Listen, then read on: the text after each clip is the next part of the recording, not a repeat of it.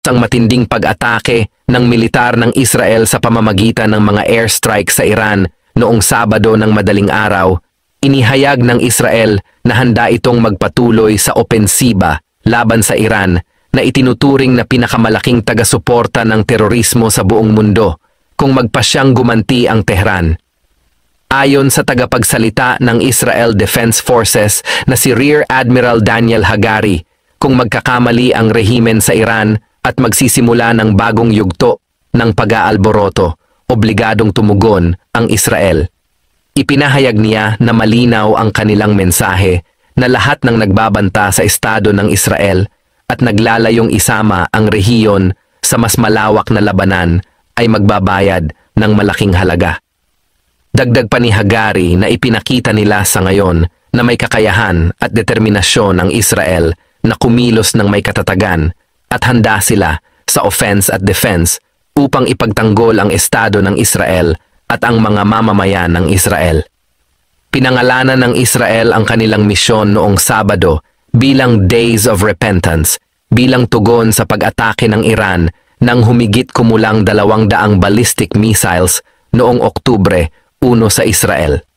Sinabi ng Iran na ang kanilang pag-atake ay bilang ganti sa pagpatay ng IDF sa pinuno ng grupong Hezbollah na suportado ng Tehran, si Hassan Nasrallah, sa Beirut. Sa Sabado rin, naglabas ng pahayag si Secretary of Defense Austin sa X at sinabi niyang nakipag-usap siya sa kanyang katapat sa Israel at muling pinagtibay ang di natitinag na paninindigan ng Estados Unidos sa seguridad ng Israel at karapatan nitong magtanggol. Binigyang diin niya na ang Estados Unidos ay nagpapanatili ng dagdag na puwersa upang protektahan ang kanilang mga tauhan at mga kaalyado sa rehiyon laban sa mga banta mula sa Iran at mga grupong terorista na suportado ng Iran. Kamakailan ay sinabi ng retiradong US General na si Frank McKenzie na tinitingnan ng mga pinuno ng Iran si dating Pangulong Donald Trump bilang isang malaking banta sa katatagan ng kanilang rehimen. Pinahiwatig ng general na sobrang takot ang Iran kay Trump.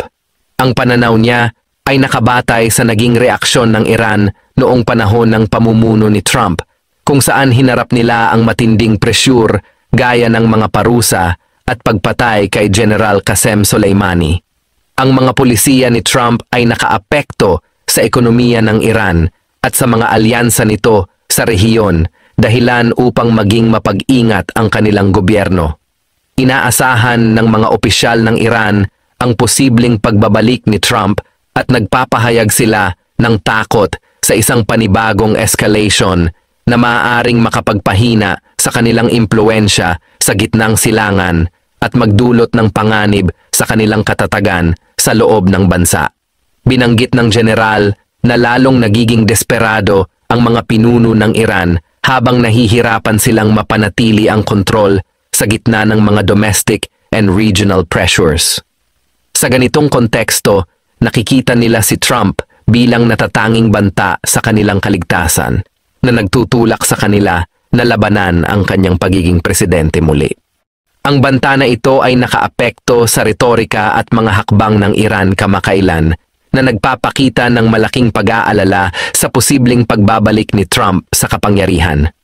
Ayon sa ilang mga analyst, ang pag-target ng Iran kay Trump at sa kanyang dating mga tauhan ay bahagi ng isang mas malawak na estratehiya upang harapin ang mga hamon sa kanyang posibleng pagbabalik. Ang takot ng rehimen ng Iran kay Trump ay nag-ugat sa determinasyon ni Trump na harapin sila ng direkta, isang estratehiyang sa tingin ng mga pinuno ng Iran ay maaaring tumindi kung sakaling siya ay muling manalo. Malalim ang takot ng Iran kay Donald Trump na nag-ugat mula sa kanyang agresibong pamumuno noong siya ay pangulo na nag-iwan ng malaking epekto sa kanilang pamahalaan. Ang kanyang agresibong postura, kabilang ang pagpatay kay Iranian General Qasem Soleimani at ang mahigpit na mga parusa sa ekonomiya, ay nagdulot ng pag-iingat ng mga pinuno ng Iran sa posibilidad na maulit ang ganitong mga hakbang.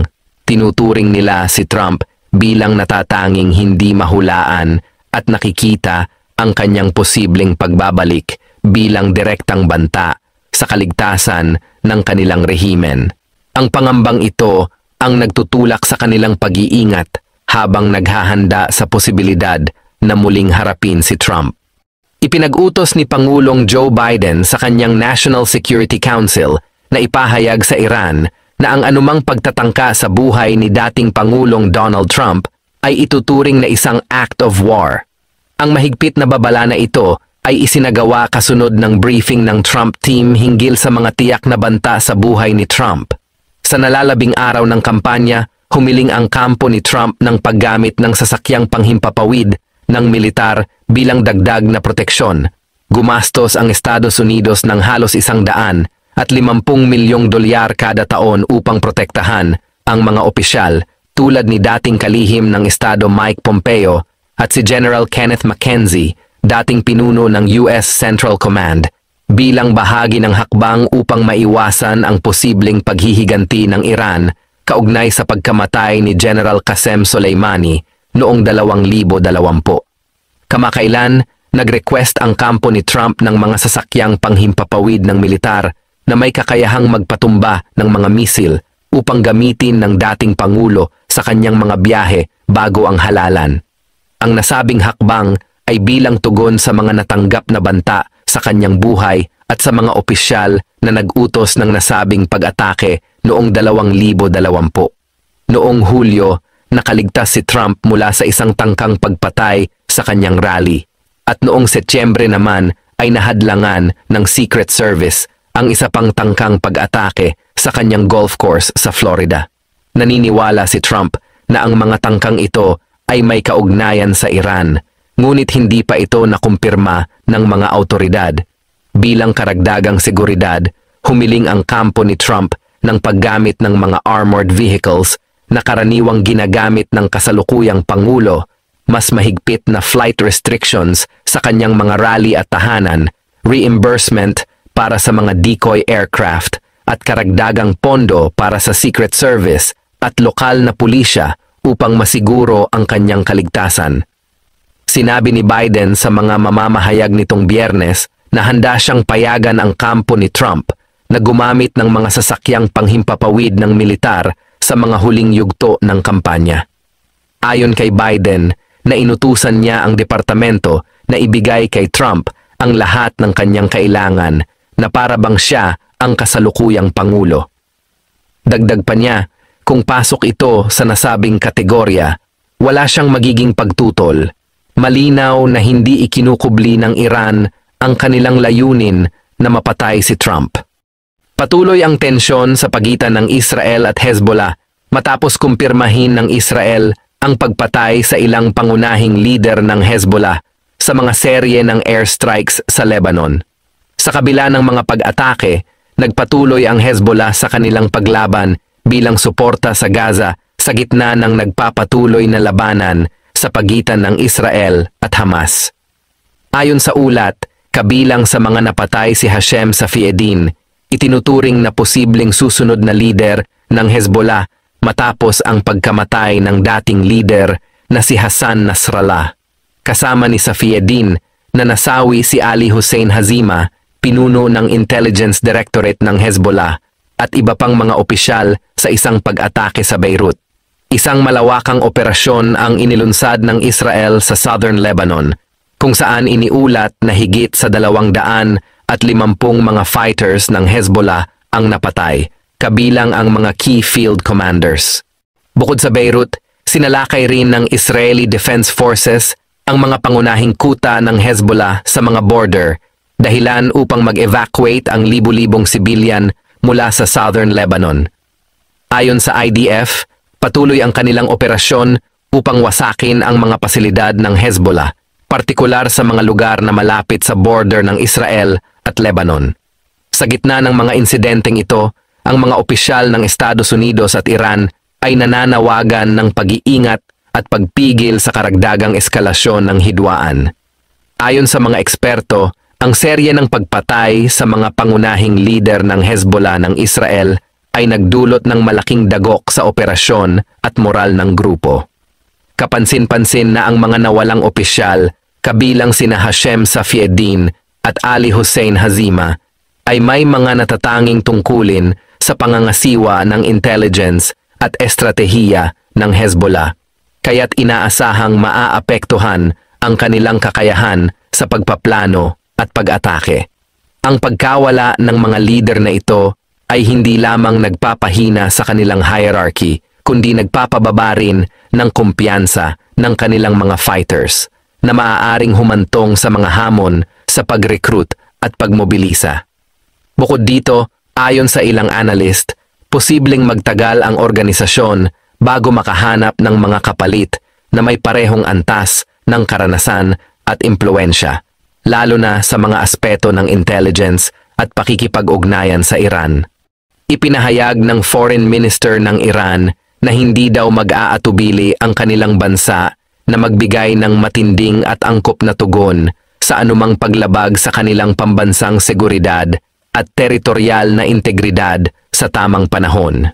Ito ay kasunod ng isinagawang pag-atake ng Israel sa Iran noong Sabado ng madaling araw. Naglabas din ng pahayag ang Pangulo ng Iran na si Masoud Pezeshkian sa kanyang X account noong Sabado ng gabi, kung saan sinabi niyang sasagutin ng Iran ang anumang act of foolishness ng may karunungan at talino. Ayon sa Ministry of Foreign Affairs ng Iran, nakipag-usap sila sa mga kalihim ng Qatar, Egypt at Syria sa magkakahiwalay na tawag sa telepono upang pag-usapan ang mga pinakahuling pangyayari sa rehiyon. Batay sa inilabas na pahayag ng Foreign Ministry ng Iran, kinondena ng mga nasabing bansa ang mga pag-atake ng Israel sa ilang mga pasilidad militar sa Iran. Binigyang diin din ng mga foreign ministers ng tatlong bansa ang pangangailangan na dagdagan ang pagsisikap upang makamit ang isang ceasefire sa Gaza at Lebanon at ibalik ang katatagan at seguridad sa rehiyon. Dagdag pa rito, nanawagan si Araghchi sa internasyonal na komunidad na magsagawa ng mga epektibong hakbang upang maiwasan ang karagdagang paglala ng tensyon sa rehiyon. Pinuntirya ng militar ng Israel ang maraming air defense batteries na matatagpuan sa mga estratehikong lokasyon sa Iran sa kanilang kamakailang pag-atake, ayon sa isang opisyal ng Israel. Ang mga pag-ataking ito ay sinasabing magbibigay ng mas malawak na kakayahan sa Israeli Air Force na makapagmaniobra sa himpapawid ng Iran para sa mga posibleng pag-atake sa hinaharap, lalo na kung gaganti ang Iran ayon sa nasabing opisyal. Bagamat hindi nagbigay ng detalyadong impormasyon ang militar ng Israel ukol sa dami ng mga target na tinamaan o ang eksaktong pinsalang na idulot sa Iran, nagpahayag naman ang Iran ng kanilang pagdududa sa tagumpay ng naturang pag-atake. Ayon sa Iran, limitado lamang ang pinsala sa kanilang bansa at ilan sa mga missile ng Israel ay na-intercept. Dagdag pa ng Iran, ginamit umano ng Israel ang himpapawid ng Iraq upang maisakatuparan ang mga pag-atake. Sa kabila ng pahayag ng Iran na hindi naging matagumpay ang pag-atake ng Israel, naniniwala ang mga eksperto sa militar na napaka-epektibo ng Israel sa pagtunaw ng mga air defense ng Iran.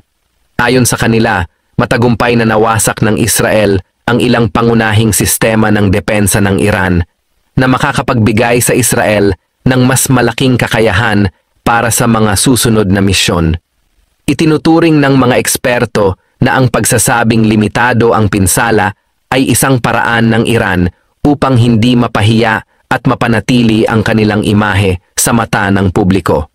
Ayon sa tagapagsalita ng Israel Defense Forces, 2 ng mga sasakyang panghimpapawid ng Israeli Air Force, kabilang ang mga fighter jets, refuelers at spy planes, ang lumahok sa mga pag-atake sa Iran noong Sabado ng madaling araw.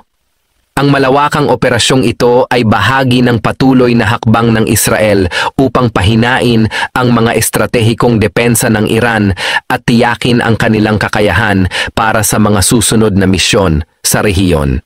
Inihayag ni US President Joe Biden ang kanyang pag-asa nitong Sabado na ang mga pag-atake ng Israel sa Iran ay magtatapos sa lumalalang sitwasyon sa gitnang silangan. Sinabi ni Biden sa mga mamamahayag sa Philadelphia na, batay sa mga ulat, lumalabas na tanging mga target na militar lamang ang tinamaan ng mga pag-atake. Inihayag din niya ang kanyang pag-asa na ito na ang magtatapos ng eskalasyon. Dagdag pa niya, tumanggap siya ng briefing mula sa intelligence community ukol sa mga kaganapan noong umaga ng Sabado. Ayon kay Biden, nakatanggap siya ng paunang impormasyon bago ang naturang pag-atake ng Israel. Bagamat sinabi ng mga opisyal ng Biden administrasyon na ang US ay walang direktang kinalaman sa mga pag-atake, inamin nilang masusing nakikipag-ugnayan sila sa Israel patungkol sa issue. Nagpatawag din ng security briefing si Biden kasama si Vice Presidente Kamala Harris noong Sabado. Kasama nilang nagtalakay ang kanilang national security team hinggil sa mga pinakabagong kaganapan sa gitnang silangan matapos ang pag-atake ng Israel ayon sa White House. Ayon sa pahayag ng White House, ipinag-utos ni Biden na gawin ang lahat ng kinakailangang hakbang upang maprotektahan ang mga puwersa ng Estados Unidos at suportahan ang Israel laban sa anumang posibleng tugon mula sa Iran at mga kaalyado nito.